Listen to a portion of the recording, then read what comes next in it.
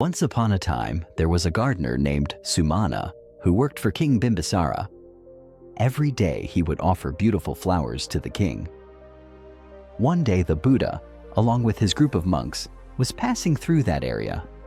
When Sumana saw the radiant aura of the Buddha, his heart was deeply moved. Love and devotion arose within him, and he felt an intense longing to offer the flowers, meant for the king, to the Buddha instead. But at the same time, a conflict arose in his mind. If I offer these flowers to the Buddha and the king doesn't receive them, what will happen? The king might become furious and sentence me to death, but if I offer these flowers to the Buddha, what might happen? My future lives could be uplifted forever. Sumana rose above this inner conflict. He made a decision, and it was the right one. He showered the flowers on the Buddha. The flowers floated up into the sky and remained hanged in the air. Together they formed a canopy of blossoms. These flowers followed the Buddha wherever he went and stopped when he stopped. A huge crowd gathered from all sides to witness this miraculous sight and to behold the Buddha's divine presence and radiant form. As for Sumana, his entire body was filled with joyful rapture. Later, when the Buddha entered the perfumed hall, the flowers gently descended on their own. King Bimbisara, who was already a Sotapanna, heard about the incident and couldn't restrain himself. He too came, paid homage to the Buddha, and offered alms food to him and his disciples.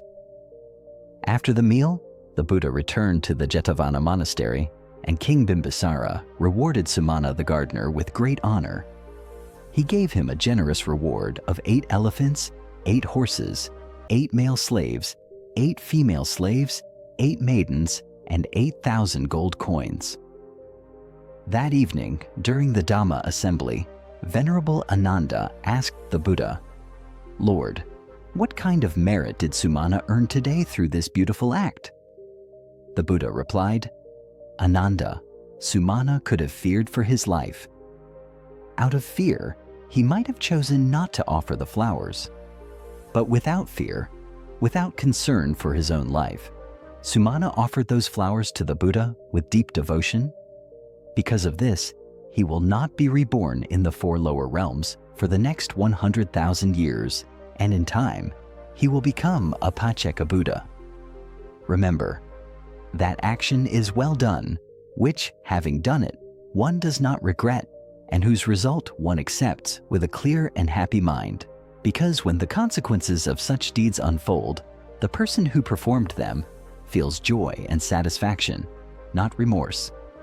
So, act in ways that do not burden you with guilt, but instead foster inner peace and lasting happiness.